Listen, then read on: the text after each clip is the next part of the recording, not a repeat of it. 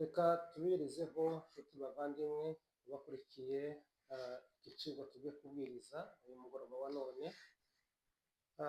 Reka tubanze dusome ijambo ry'Imana muri Matayo 6:10. Uwo murongo gusa haravuga ngo ubwami bwawe buze. Twagira ngo tuganire hejuru y'ubwami bw'Imana. Turaganira hejuru y'ibintu bitanu bigize ubwami bw'Imana. Turareba ijambo rya mbere, ibikorerwa mu bwami bw'Imana, icyo ubwami bw'Imana bukora. Ijambo rigira kabiri, turarebera hamwe abategetsi b'ubwami bw'Imana cyangwa se itegetse ubwami bw'Imana. Irigira gatatu, turareba igihe ubwami bw'Imana igihe buzamara, nimba ari ubwami bushira, nimba atari ubwami bushira. Turareba igihe ubwami bw'Imana buzashirira cyangwa se ubwami bw'Imana buzamara. Turareba igihe cy'ubwami bw'Imana, igihe cyabo. Ijambo rigira kane, turareba amategeko aranga ubwami bw'Imana. Ijambo rigira gatanu, turareba ababa cyangwa se abaturage bo mu bwami bw'Imana. Tubahaye ikaze muri Isanga uyu mugoroba wa none kugira ngo tuganire ayo magambo atanu, kugira ngo tumenye ubwami bw'Imana ni iki, ubwami bw'Imana ni ubuhe, abaturage bo mu bwami bw'Imana ni abahe, ubwami bw'Imana buzarangira cyangwa ntibuzarangira. Ayo magambo yose ko ari atanu turayarebera hamwe uyu mugoroba wa none. Ubwami bw'Imana, ibikorerwa mu bwami bw'Imana ni ubushake bw'Imana. Ubushake bw'Imana nibwo bwonyine bukorerwa mu bwami bw'Imana. Ikintu gikora mu bwami bw'Imana cyangwa se abakora mu bwami bw'Imana cyangwa ibitekerezo bikorerwa mu bwami bw'Imana cyangwa activite ikorerwa mu bwami bw'Imana ni ubushake bw'Imana. Ni nk'aha twari dusomye Matayo 6:10, aravuga ngo ubwami bwawe buze, icyo ushaka kiba mu ijuru reka kibe no ku isi. Niko Yesu yigishije intumwa ze azigisha gusenga. Turebeye hariya mu Efeso 2:10, aravuga ngo yaturemeye imirimo myiza muri Kristo Yesu. Iyo mirimo rero Yesu yaturemye Imana ifite intego. Imana yaturemye ifite intego y'uko tuzagira imirimo myiza muri Kristo Yesu. Icyo kintu nicyo gikorerwa mu bwami bw'Imana. Ijambo rigira kabiri, abategetsi b'ubwami bw'Imana ni bande? Turebe Matayo 28:18, haravuga ngo nahawe ububasha. Yesu niwe wabwiye intumwa ze ngo nahawe ububasha n'ubushobozi. Nije nahawe ububasha. Usome Matayo 28:18. Nahawe ububasha bwo gutwara mu ijuru no mu isi, ububasha bwo mu isi no mu ijuru. Uwo niwe mwami wenyine utegeka ubwami bw'Imana. Yesu niwe mwami, niwe mwami utegeka mu bwami bw'Imana. Ijambo rigira kane, usomye aho ngaho rero hepfo Matayo 6:33, havuga abategetsi. Uzumva ko Yesu Kristo ari we wenyine mwami utegeka mu bwami bw'Imana.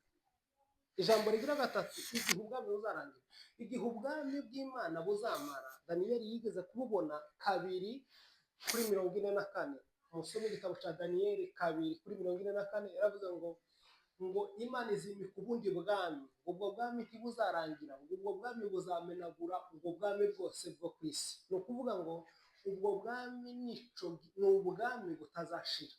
Ubwami bwa Yesu Kristo ni ubwami butazashira. Muri ibyo aravuga ngo amazina yose azibagirana usibye izina rya Yesu Kristo. Iryo zina rizahora iteka ryose. Ubwo bwami bwa Yesu Kristo ni ubwami butazashira, ni ubwami butazarangira. Amami yose yo mu isi azashira, ariko hazima ubundi bwami bwa Yesu Kristo budafite kurangira, budafite iherezo. Ubwo nibwo bwami rero tukorera. Ijambo rigira kane, abayoboke b'ubwami bw'Imana ni bande? Abayoboke bo mu bwami bw'Imana turabasanga mu gitabo cy'ibyakozwe n'intumwa 10:34 kugeza kuri 35. Haravuga ngo ni ijambo Petero avuga ngo ni ukuri ngo amenye neza yuko Imana itarobanura ku butoni, ngo ahubwo abayemera bakizera izina ryayo,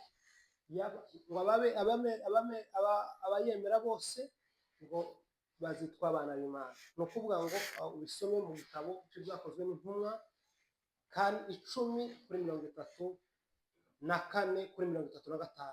Aho niho uzamenya abaturage bo mu bwami bw'Imana. ijambo rigira gatanu, amategeko aranga ubwami bw'Imana n'ayahe? Amategeko aranga ubwami bw'Imana ni amategeko abiri gusa aranga ubwami bw'Imana. Itegeko rya mbere turarisanga muri Matayo 22 kuri 37 ugeze kuri 39, niho usanga ayo mategeko aba mu bwami bw'Imana twavuze haruguru. Ni amategeko abiri gusa. Yaravuze ngo ukunde Uwiteka n'umutima wawe wose n'ubwenge bwawe n'ubugingo bwawe. Iryo ni ryo tegeko rya mbere, ni ugukunda Imana n'umutima n'ubugingo n'ubwenge. Itegeko rya kabiri risa nk'iryo, ubukunde mugenzi wawe kuko wikunda. Ayo niyo mategeko aba mu bwami bw'Imana. Ubwo nibwo bwitwa ubwami bw'Imana. Gukorera ubwami bw'Imana ni ukugendera kuri izo ngingo ko ari 5 kugira ngo umenye gukorera ubwami bw'Imana. Umenye ngo se korera ubuhe bwami.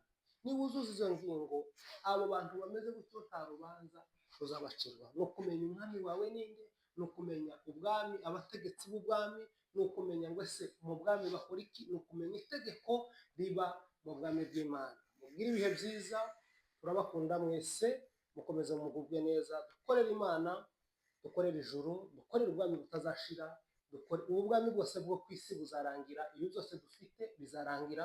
Niyo mpamvu Imana yavuze ngo yaduhaye Yesu Kristo imuduhana n'ibindi byose. Imana yafashe ibintu byose bibaho ibishira muri Yesu, kubera ko ari we mwami utegeka isi n'ijuru. Niyo mpamvu yaduhaye Yesu imuduhanamo n'ibindi byose. Mukunde Yesu, mukorere Yesu, mugire umugoroba mwiza, turabakunda mwese abari ku migabane itandukanye badukurikira. Shalom shalom, murakoze. Tuzabona n'ejo, umunsi w'ejo tuzaganira ingingo nyamukuru zikorerwa mu bwami bw'Imana. Mugire ibihe byiza, murakoze mwese.